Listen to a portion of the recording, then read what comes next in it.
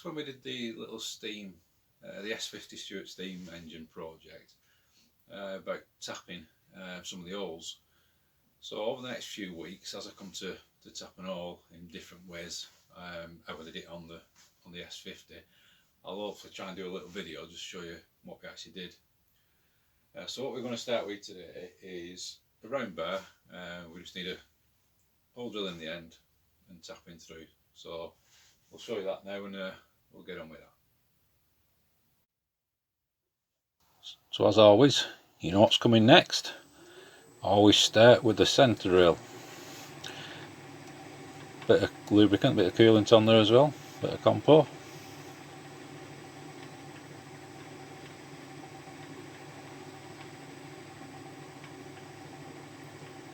And what we're doing today, we're just drilling the end and tapping it M8, just for a little project, repairing something I'm doing. And that's why I thought I'd take the opportunity just to show you how we actually did the different processes on the little S50 steam engine. But obviously this can be used for anything really. It's called tapping in the lathe. It's we're just using by hand. It's just an old school method that I got taught. Some may say it's not the done way. You know, we have got special tap holders which go in the tailstock, but this is just one way. If you don't have all the equipment, it's just a nice way of actually doing the job.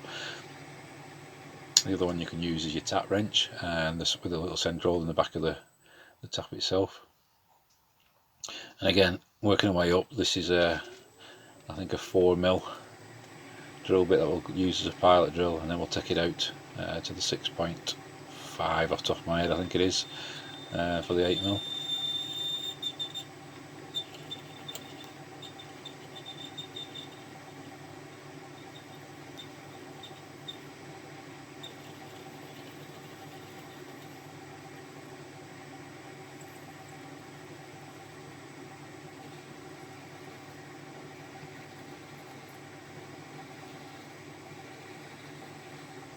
And this we're taking down to a depth of about 25mm. We need a 20mm deep thread, so we're going down to about 25mm on this.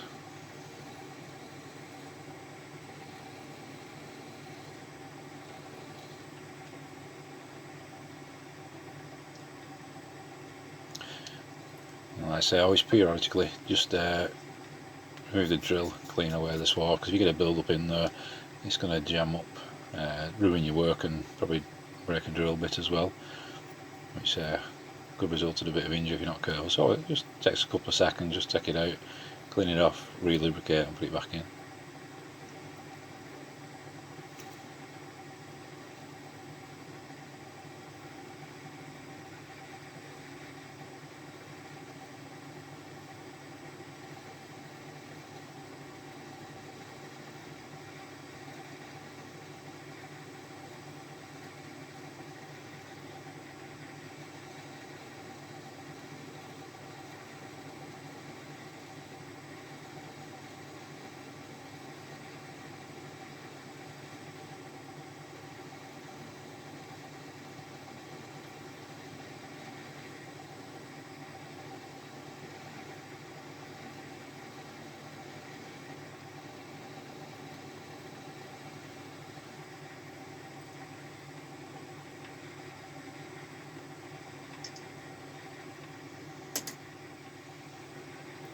And this is the final tapping size drill.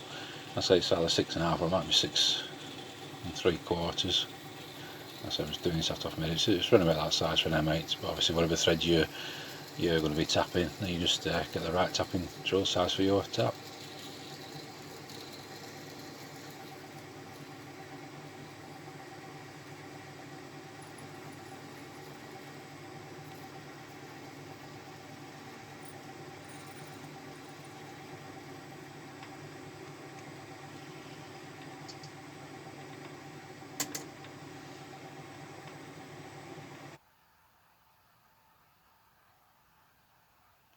And now when you're using the tap, you just saw me point to the clamp for the tailstock. Don't engage this. What you want is the actual tailstock to slide along the bed.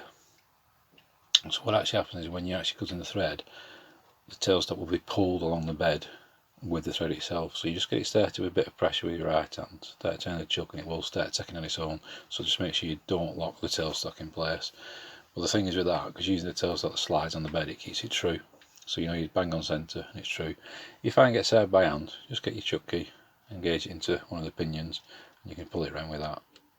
But obviously remember not to undo it so the bar comes slack.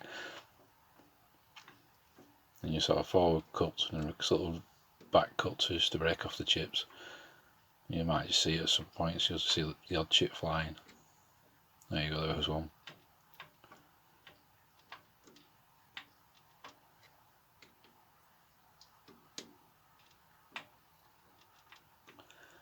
Now we can use power feed actually to do this, but there's a big but and a big warning.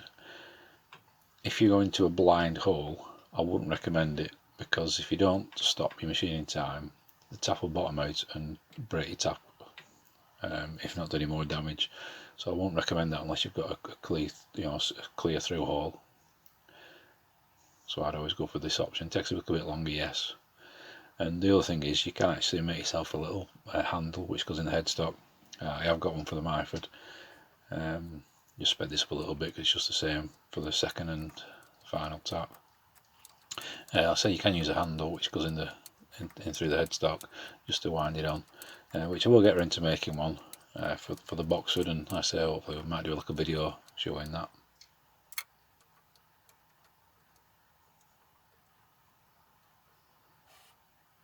And then the same for the final bottoming tap.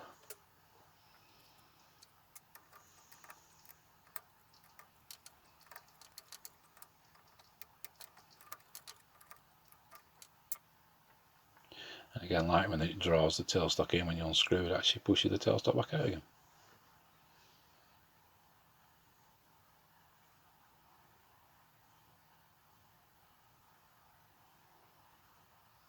There you go, all done.